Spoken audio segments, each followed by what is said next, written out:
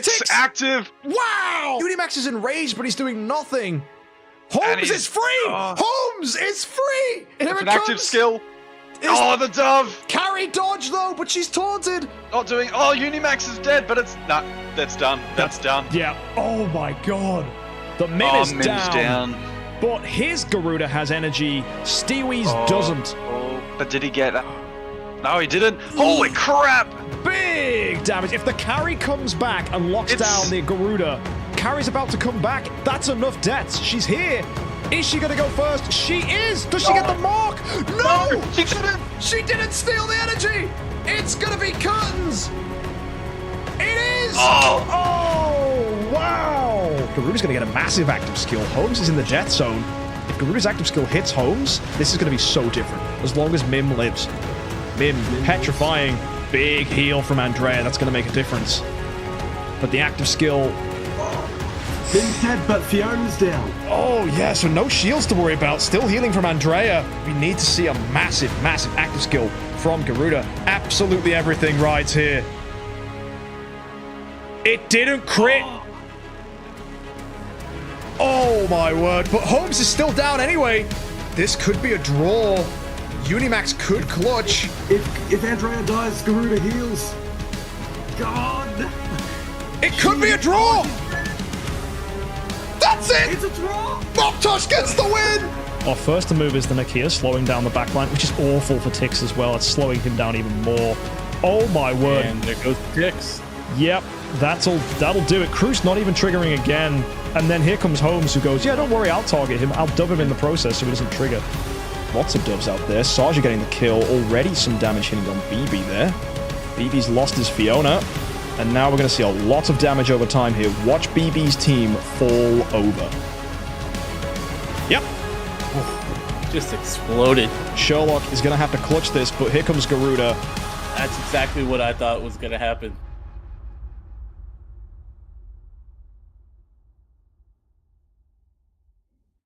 Hello, and welcome to the Idle Heroes 10-Star Cup. How are we all doing today? Are we good? Smeegs is with me. We're going to be taking a look at this month's, periods, seasons. I'm not quite sure how frequently these things. I do want to do them more often. Well, but yeah, it's very exciting. Oh man, Smeegs, what do you think? What do you think our biggest changes are going to be based on the last tournaments we've had, and then what's going to be different this time? Well, obviously the main one is probably the brand new super duper fancy energy speed artifact. Oh, Love yeah. that mirror. It's busted. Speed, best stat. Let's have energy as well so we can have super fast active skills. Very, very exciting stuff. Perfect. And obviously Betty is probably the other big one. Yes, Lots of new synergy and, well, brokenness. We love our Betty. Oh, yeah. Crowd control is of course, a really powerful mechanic, and having a new hero that can use Receptor is exciting. It's going to make Receptor choices, I think, really interesting, because Unimax was a popular pick. Cruz was a fairly popular pick. Even Sherlock with Receptor was popular, so it's nice to see another hero now, Betty, competing for that artifact slot. Yeah, well, we've seen lots of clutch crowd control moments from those heroes you mentioned. Absolutely. So you'd think Betty, with her many different capabilities, will be pulling off some of the same stuff. So, oh yeah. But for those of you that don't realize, Betty has the ability to twine on a basic attack, on an active skill. And correct me if I'm wrong, I believe she could also crowd control when she's hit by attacks as well, similar to Corpse Demon. Yes, exactly right. She can do it twice per round. So I think it's something like when an attacker hits her, she has a 70% chance to twine them for 2 rounds. Oof. And then she also reduces their attack at the same time. Yeah. Actually, no, increases her attack. So one of those things, sort of a double whammy. Very nice. So yeah, that's going to be our big change, I think. I think it's also worth mentioning for those of you that aren't familiar with the IHXC rules and it's your first time tuning into this, the way this works is we are putting together teams of 10-star heroes with a few premises. So you're only allowed one of each hero, so you can't use multiple Mims or multiple Rogans. Rogan and HomeXJUMP are banned. They were far too powerful in previous tournaments. And you're only allowed one of each artifact. So you can't run triple Ruby Scepter, triple Demon Bell, or loads of melodic strings, or God forbid, everyone on your team has Illusive Mirror. So Why yeah. not? Well, for the very reason that speed is broken. So thankfully, having one artifact is going to make it really interesting. I think, based on the data we've seen from signups, I think the most popular hero with Illusive Mirror is Forcus, which is fun. A mage He's coming one in of at those. high He hasn't speed. been super popular in the previous tournaments. No, because his basic sucks, but he's really fast. And the problem he's had is because he was a mage, he was the kind of And- speed Yeah. where just And now just the too perfect slow. artifact has come for him. yeah, exactly. Yeah, so the problem was Rogan was like buffing assassins way too high, so that they basically would be far too quick, and the mages that were fast, like HomeXJUMP and like what's he called, Forcus, just weren't able to compete. But now they can. Now they really can. And Forcus is a great counter to Russell, who was a dominating force last season. Would because you Russell... be running a Focus by any chance? No, my team doesn't have a No. Focus. I'm literally biting the bullet. I'm running Russell. I'm like, you know what? Focus hits 4 heroes. I'll take the 1 in 3. I'll fight Fair them enough. odds. Fair enough. Yeah. So This wouldn't have anything to do with that one time you ran Focus and got demolished, would it? Any PTSD from that? No. I mean, I did run Focus first tournament and I did fail massively, but I did expect people to be running heroes like Russell and stuff, and I thought it would do better against Rogan, but he was just too slow. Assassins You punished him. overestimated the meta. I did, and now I probably underestimated it, as Focus is, of course, the most popular choice we see, probably, I think, on all lineups, along with Betty and Carrie. I think those two are going to be dominatingly strong. Carrie, of course, a hero that has shined throughout the entire tournament series, and I think will continue to do so as just a beautiful contender in the meta. And with the new artifact, I think we'll be seeing some people running her with that as well, because speed is everything on Carrie. Yes. So, yeah. Oh, yes, she is. Yeah. So, Although, should we go we take a forgot look to at mention Oh, yep, go on. Yeah. The biggest change, 3-day tournament. Yes. That's very true. Yeah, before we've experimented with different tournament structures, single elimination into a top 8 double elimination. Sometimes we've done full double elimination tournaments, and some people complained about the single elimination, saying, look, if I get sacked by the winner, right, if they beat me in round 1, then, you know, maybe I would have had a better chance in the losers bracket. Maybe I got a bit further, but unfortunately the single elimination meant I couldn't compete. And that can be quite unfun. We want people to have a good time, and, you know, they'll get to see their teams compete at least twice. But granted, there will be a significant number of people that do get knocked out, but that is just the nature of an elimination tournament. Someone's got to go home. And when you're fighting against what is now a really, really tightly contested meta, I mean, tons of people now who've entered in for at least 3 tournaments now, who've had a lot of time to practice, a lot of time to get artifacts and stones. So it's gonna be a hard competition. Well, it's also good to see newcomers still going in as well. Yeah. Scribe, who is in the background doing a lot of the admin stuff, Scribe is also on call with us. So, Scribe, I'm going to throw a question to you. How many new entrances do we have? And do we have any returning champions for this season? So we do have, I believe, 5 first-timers this time around. Awesome. And there are 4 members that made it into last time's top 8. Ooh. Everyone else has been in at least 1 or 2 other tournaments. Exciting. Any no-shows? Any reigning champions not showing up for a second time? Soul would be the most prominent that we're missing. Okay, yeah, No- with 2 wins under his belt, I think. No Terra either, I believe. No, is X Terra not? And X Marcus, I don't think is competing either. No, they're not. No, okay, so that's our 2 finalists from the first tournament not entering, which is exciting. But we do have some regulars. We have Bendy Man, I believe. We have Moptosh is also taking part. John. So that's fun. John Nomad, yeah. And has Gimmerman returned to defend his crown? He has returned. He has. Excellent. So Gimmerman is one to watch this tournament, as he is currently our reigning champion, putting together an incredible performance last time with Russell. So, folks, should we go ahead and take a look at the first matchup we have today? We have Let's do it. Willy Wildboy versus the Bendy Man. And you can see straight away, we've got a Betty mirror match, 1 speed attack, 1 speed HP. Bendy Man's team a little more defensive, and Wild Boy's a little more aggressive. And there's a Focus as well. Anything that jumps out to you here, Smeegs, with these teams? Well, we've got Willy Wildboy with a Fiona and an Amun-Ra. I believe that's the only Amun-Ra in the tournament, if I'm not mistaken. I think there might be one other one with a Rui Scepter as well. It is But possible. Yeah.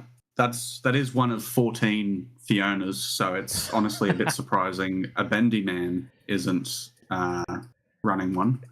That's fair. That's fourth. Fiona's a very popular hero, proven time and time again, excellent defensively. Yeah, exactly. It looks like Willy's gone for a pretty balanced setup with the Sarja, the Betty, and the Focus, running your attack. And then you've got your solid defensive heroes with Fiona and Ra. Yep. And then, obviously, Carry just does what Carry does. Oh, Energy Steal, so powerful. Yeah. It'll be interesting to see if Tix has dropped off at all with the introduction of the new artifact and Betty herself. Yeah, I think we're going to see a lot of heroes with powerful actives that are going to outspeed Tix, thanks to the new artifact. Unless, of course, we start seeing Tixes with the new artifact. That is, of course, not the case with the Bendy Mans. But Yes. don't forget that Tix is an extraordinarily high damage hero as well, with the death passive. Indeed. So with the melodic strings, can even tear through teams without even needing to do an active skill. So Tix is very much a win-win. If Tix dies, you're going to get punished. And if Tix lives, you're also going to have to deal with his active skill. Indeed. Very strong. And I've been corrected. There's actually 4 Amun-Ra's in the tournament. 4 So- Amun-Ra's. That's exciting. Amun-Ra's fairly Yeah. underrepresented last time. So was Exactly Amun-Ra right. in the winning team last time? Did Oh. Gimmerman run Amun-Ra? I don't can't recall. remember. It's been that long. Yeah, but I mean, Healing Curse is a busted ability, so if you can get it off, and Oh, shields as yeah. well. So Amun-Ra could be a sleeper for sure. Absolutely.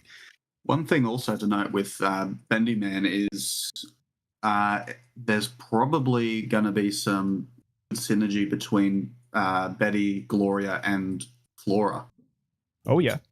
So, particularly since, well, he's sticking with the tried and true Gloria, as Mhm. always. It might finally pay off a bit more for him, especially since he's running Mirror Flora. So she should be able to get a few of her, or more of her abilities off before she's brutally eviscerated. I hope so. That would be good to see. But yeah, I mean, there's another thing here. Bendy Man's been bringing Gloria to every tournament as well, which I've noticed.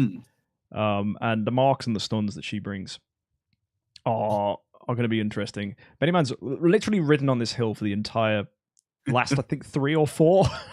Well, he has Tournaments. quite literally died on this hill. many Oh, times. yeah. Died on this hill is definitely the correct response. It'll be interesting to see if Sherlock can anchor that team.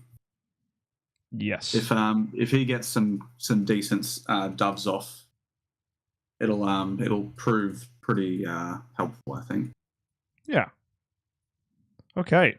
Well, let's go bring it in with our first fight here. So you guys know how these fights work. It is simply a best of 3 with one rule. You need to get a defensive win. if you cannot win defensively, the game will go on and on and on until someone does achieve one. What this proves is that your team can win without attackers' advantage, which is very important because attackers always break speed ties. So it's important that defenders can prove that their team isn't just relying on the fact that their ticks went first, for example. So yeah, it is important that people can establish that as a way to win.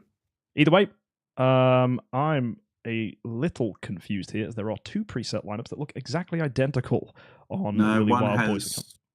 one has Unimax. Oh, does it? It does, yes, well spotted. They look very similar. So, right, we'll get up our first fight. Here we go. I think that's everything on my end to get this first fight rolling.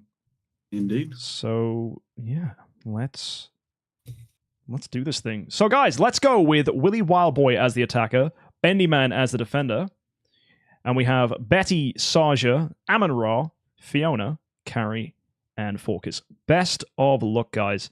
Let's see how this goes. We watch these at 1 time speed to see it, and there's Focus straight away. Speed Marking. proven. Yeah, marking Tix, which is pretty huge, as Tix does buff his own attack. Flora going second. Yeah, we got some Immediate Twine coming out Twine. there. Oh, Oh, Twine everywhere. Twine Saja on with the the double belly. kill.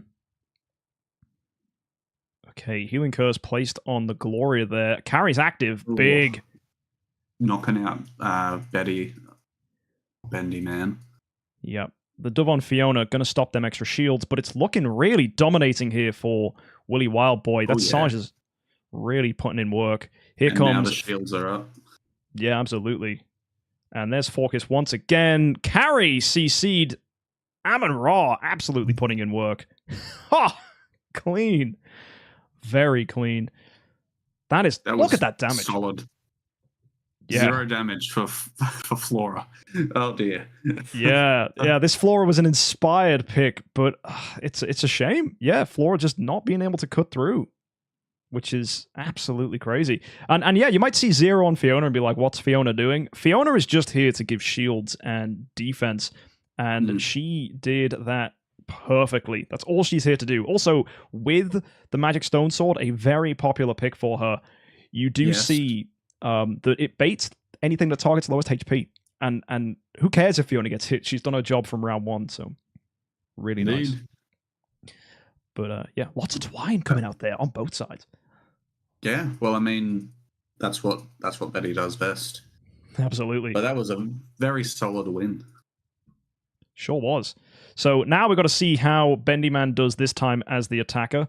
Will we see any different? Maybe there were some speed ties at play. Maybe there weren't. There's definitely going to be some interactions here that will have an impact.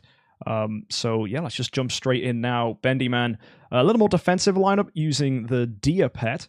Let's see how this one plays out. Do you think Bendyman's going to be able to claw it back with another win, or with a win for themselves? It'll be interesting to see. I think it'll be good to see if Focus still wins the speed tie. Yeah. Oh, Fiona goes first. Flora, sorry, yeah. And oh my word. That's not the right team. What the heck? That's Willy Wildboy's defensive lineup, completely not the right one. Scribe, when you hop on these accounts, any chance you can double check the defense lineups? As it seems no one has set the right defense lineups. This is something we see a lot. People forget to set their defensive lineups because they're so scared. That's fine. People are just so terrified of leaking their strat, they'll put a really bad team. Technical difficulties. Yeah, no, it's fine. It happens. It happens. And that's it. Like, people are just too afraid to leak their defensive lineup that they'll just completely forget to set it for the tournament entirely. Even after people have already submitted their entrance. Yeah. God. So yeah. Well, we've had our one allocated. Oh yeah, hiccup. Absolutely. It wouldn't be an Idle Heroes 10-star cup without something going wrong in round 1. Exactly right. Day Smooth 1 sailing jitters, from baby. Here on in. Dear. Okay, let's see this time, and hopefully this works a bit better. It should do. No free wins here, I'm telling you. All right, Bendyman. Yeah, let's see if this floor is fast enough. I still think Focus is going to be quicker, you know. Yeah, absolutely. It sure is. But And Betty next. yeah, there's the CC. Oh, nice. But it's too little too late hitting that focus after he's gone. That's the problem. Yeah. That and Ooh. Fiona's shields going up just prevent, any significant damage from Flora. That is true, but Betty's got a lot of twine out here for Bendy Man, which could play nicely, but stun, horrify, and twine all out on that slot 1 Betty. You really need Gloria and Tix to do the work here. Well, no, that's... Yeah, there's just too much defense. Trying to get through Amon-Ra's bubbles and Fiona's shields is just too much. This could be a team to absolutely watch. Wild Boy's bringing an incredible lineup here. Between Fiona's shields and Ra's bubbles, once she gets them out, you need a lot of damage to get through that. Yeah, absolutely. I mean, and the Sherlock here is trying. Sherlock is an incredible hero with the health swaps. And we've seen Sherlocks and carries claw things back here. And Sherlock's going to reflect crowd control, which is impactful too. So don't underestimate it. Look. Back out now. Yeah, Sherlock health swapping and reflecting CC. And wow! That's a lot of damage. I'd love to see back who did that. This is close though. Can Sherlock hold it? He's dubbed the carry. This is a close fight. The health swap. That's a crit. It's enough though. Oh my god. Sherlock carries back. Carries back. Go on, Bendy Man. Come on, my boy. Dove coming in. Oh my word. He should take this unless carry. No, that's it. That is incredible. You said it. Sherlock and Carrie bringing things back. Absolutely. Locking down, allowing Tix to get a ton of damage off. Guys, you thought that was over. We thought it was over. We thought the Fiona and the Amon-Ra were locking that one in, but no, Sherlock absolutely showing you that he says, no, I'll crowd control you and I'll keep everyone's health nice and low. That was incredible. That had to have been Tix's death passive, surely. Absolutely it was. Yeah, tons of damage popping out there. And that's it. Like, carry Sherlock is such a good routing anchor. We've seen it in tournaments before where those two heroes together, don't underestimate it. They really are hard to kill. They're very hard to kill. Yeah. So I think the only... It was very skin of the teeth stuff there from Bendy Man, though, so... You say that, and but we've seen Moptosh's team, right? Which in multiple seasons now, it's been like, game over. Moptosh has lost. He's only got 2 heroes left, and the whole enemy team explodes. We might see that from Gaggy this week, actually. True. Gaggy it does take me back to the very first tournament where I believe Marcus got the first 2 wins on Sol. And then Sol came back. Absolutely. And then the 2 of them fought in the finals as well. That was crazy. Yeah. But yeah, let's just go see what Wild Boy can do as the aggressor now. After a very, very close comeback from Bendy Man there, it is 1-1, still no defensive wins. Let's go take it on. Wild Boy now giving Bendy Man a chance to get a defensive win here. Let's do this. Focus going first as always. And there you go, there's the Flora. Not twining the Saja, but the carry steals Saja energy. Oh my goodness, this is insane for Bendy Man. That's big from Tix. Yeah, big damage, big crowd control. Oh, this is shocking. Oh, mate. Wild Boy, dude. I don't know what you can do here. It's full crowd control. Amon-Ra breaks free. Oh, but she's dubbed. Dubbed immediately. That's brutal. Break free from that, bozo. You ain't got no passives. That's the fun thing with Amon-Ra. She reduces crowd control by a round, but Dubs turns that passive off, and oh my goodness me. It's over. What? That must have been a major fluke in round 1 from Wild Boy then. Well, honestly, Wild Boy Saja slipped the net. That's the thing. Saja is one of these heroes that's high reward if she gets an active, but I'm predicting that Sajas are going to be fairly weak in this tournament unless you give them the new artifact, because a lot of heroes are managing to outspeed Saja very easily. As we've seen, that Flora, even though Flora is inherently slower than Saja, that Illusive Mirror changes things. And that Twine, the enemy team, carries faster too. Indeed. Well, even in just this fight alone, we saw Marcus, Flora, Betty go before Saja, so Oh, it yeah, seems artifact choice is incredibly important, Oh, particularly absolutely. for her. Yeah, this was one concern about Saja after seeing Rogan get banned was, is Saja actually going to be any good? And there was some 50-50. She performed quite well last tournament, but I think the Illusive Mirror is going to put the nail in her coffin unless people put it on her to counteract that speed. Because Augustus Magic Ball carry, we saw it again in the last 2 tournaments. That hero can snipe energy from any fast hero. And the Illusive Mirror... it takes that opportunity away. It just is like, no, your carry is not quicker than me. I am faster, thank you. But no, Saja slower than carry. And Saja's definitely she's a carryover from before Rogan was removed from the meta. Because I think Sol obviously won his second IHXC using her in his lineup, and I think that's really inflated her popularity. Absolutely. So, yeah, it's first to 3. So if Bendyman gets another win now as the attacker, that's it. That's GG's. And Bendyman moves on to round 2. Wild Boy is going to have to fight it out in the losers bracket. So, yeah, let's go ahead and see if a Bendyman can get that win. Or are we going to have another defensive win and then it just becomes literally sudden death, first one to win? That could be exciting. Let's do it. Either way, we are going to have only 2 fights left in this tournament with a defensive win on the nose here. So, best of luck, Wild Boy. You need this. And Bendyman, you're our attacker, so the speed's in your favor. Here we go. Focus out there now. There's Flora. Is Saja going to get an active? That is the question. I think she will. It's looking like it. Oh, the twine from Betty! And Tix. Silence, horrify. Yeah, it is everywhere. A Bendyman's team, every hero on that lineup can disrupt you in some way. It's nasty. So much crowd control. Fiona just crushed. Stuns, everything. Oh my word. Bendyman. Oh, hang on. Hold on. Will the Amun-Ra give us survival here? We need Saja to live. There's a bit of damage over time on her, I think. Ooh. Oh no, there isn't. Oh, but the Tix is active. Strong. Betty back. Then again, Tix immediately doved. Yeah, Tix being left alive could actually work against Wild Boy here. Oh, sorry, Bendyman here. But no, the double dove. Sherlock too strong.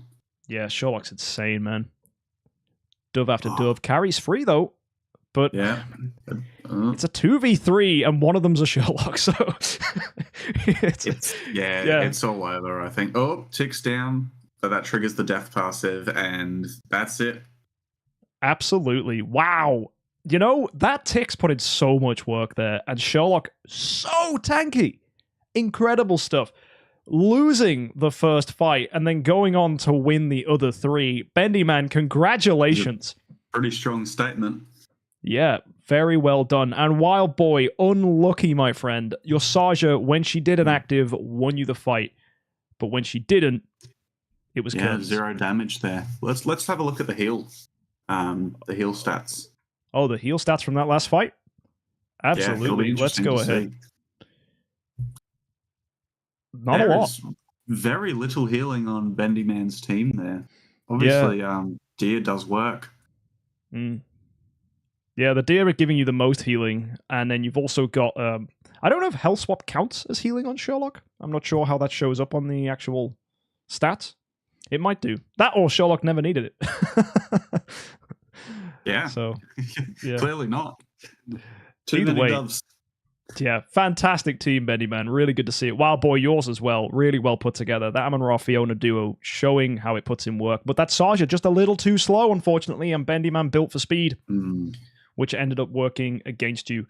And that's what happens. If you look at Wild Boy's team, it is all focused on Saja as the only damage dealer on that lineup. The only hero there dealing damage. And if your damage dealer gets stopped, that's your team done. Right? That's hard. Whereas Bendyman's damage dealer was Tix, who doesn't even need to do an active, right? He could do it all from the grave. Mm. So that was fun. So yeah, our next match is gonna see Izzy versus Harbinger. So we're gonna need to get those teams up.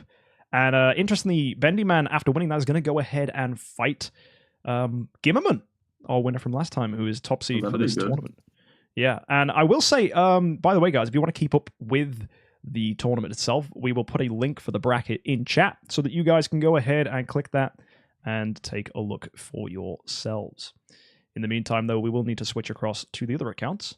And whilst we do that, Smeegs is going to tell you a wonderful story about his favorite heroes that he's expecting to see in this Idle Heroes 10 Star Cup. Well, unfortunately, I think for the most part, my boy Cruz is largely been dropped. Oh yeah, I don't think there's is there any Cruzes this tournament? I live in hope. I live in hope. So that would be a no. No cruises. Say it ain't so, scribe. Well, you see, mate, Unimax, Sherlock, Betty. I mean, they're three heroes that I'd rather run. Come on, Cruz, he's my boy. He might be your boy, but he's not very good anymore. Nah. I like him. Unfortunately not. No. Honestly, I do love seeing the Suicide Squad style teams in the IHXC. It's always a lot of fun to see, you know, heroes dropping and the suspense and then it all coming together at the end. So absolutely. Hopefully there's one or two of those sort of lineups in here. Oh, I sure hope so, because there's plenty of scope now, I think, with the new artifact and the release of Gaggy and Betty. Maybe we're going to see that kind of stuff. I don't know. We already seen Tix did very well with the death passive, so exactly right. I thought Tix might have been dropping off a bit this tournament, but no, as solid as ever. Absolutely. Although I think he's not as prevalent as he was. He's only been in one of he's only in one of the first four, as we'll see in a second. Yeah. That's a shame. It'll be interesting to see if anyone chooses not to run carry. I don't think every team has carry. That's definitely a thought. Because if carry was in every team, that would be my meta expectation. It's like running, it's like Pot of Greed in Yu-Gi-Oh! If it exists, everyone's playing it, right? Yeah. Like carry is very much what does carry do? I don't know. I can't remember. Carry, carry is in about 3/4 of the teams, but there are a few that aren't running her. Yeah, there's like 5 teams without carry, which is crazy. That's a lot more than I was expecting. It'll be interesting to see who carry is replaced with. Yeah. Either way, let's go take a look at these matches now. We've got Izzy versus Harbinger. So both running Betty and both choosing Betty as their mascot for the tournament, which is always fun. Izzy's running Vulcan carry Olivia, right? Not our only Illusive Mirror Olivia either. We've got an energy wall deck.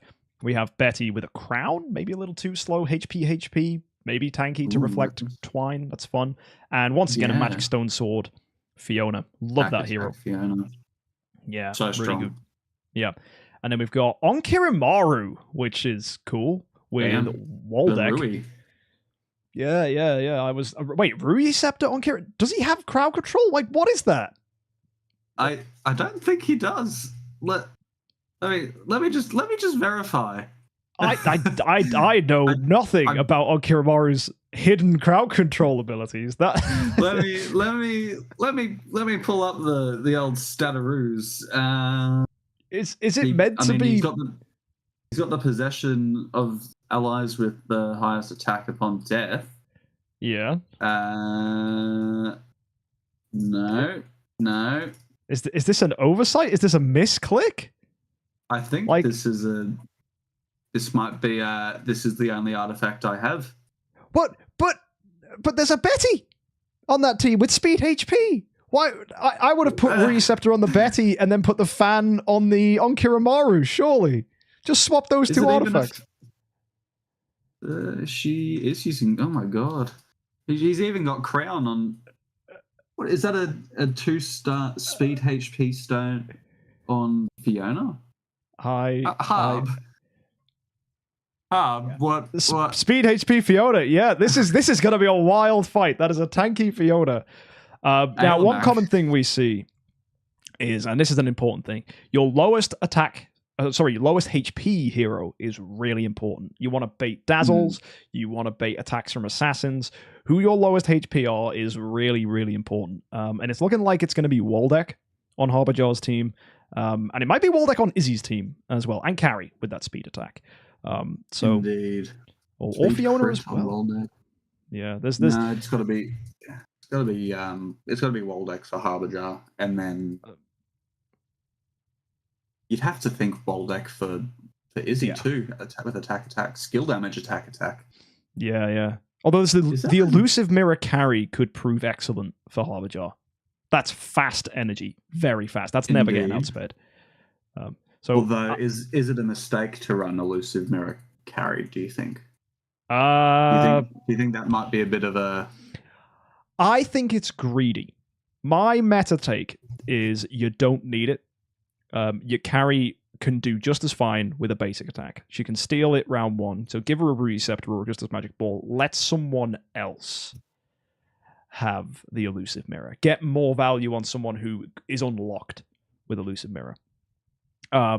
So, yeah, let's just go see what happens. Let's throw Izzy in against Harbijar. I have no idea what's going to happen here. Is that an Orb of Annihilation on Waldeck? It most certainly is. It's basically flexing. It's a magic source. He's not a dark hero. There's no benefit. It's flexing. I'm into it. There's no need for this. Okay, look, if you had to choose between Magic Source and Orb of Annihilation, what would you go with? I mean, granted, there's no Demon Bell on the team. I'd pick Demon Bell, but maybe we're in it for the skill damage. Yeah. Well, he's running skill damage, attack as well. Yeah, we're going for all the damage over time. It'll be very interesting, to say the least. I'm looking forward to see if Ailamak will contribute much. Oh, that is a great question. I haven't seen Ailamak do much in these tournaments, so I'm excited to see if Harbijar's Ailamak is going to bring something to the table. Folks, let's go see it. Let's play it out. We've got Izzy versus Harbijar here. So I have no idea what to expect. But we do have that Vulcan in slot 1 who has proven to be a menace of a damage dealer. So some fundamentally good heroes in here. And let's do this thing. Ready, folks? Let's roll it out. That Olivia, I'm really curious. Yeah. Oh my word. Carry from Harbijar. Yeah, so and good. Waldeck. No, was that Onki? That was Onki that went second. Yeah, with his Receptor. Of course. Yeah. Speedy boy. Ooh. We've already lost the Vulcan, which is a terrifying that's situation. Big. Yeah. Very big. Big. I don't know. He's drunk. So he is, yeah. I don't really know what Onkiromaru brings.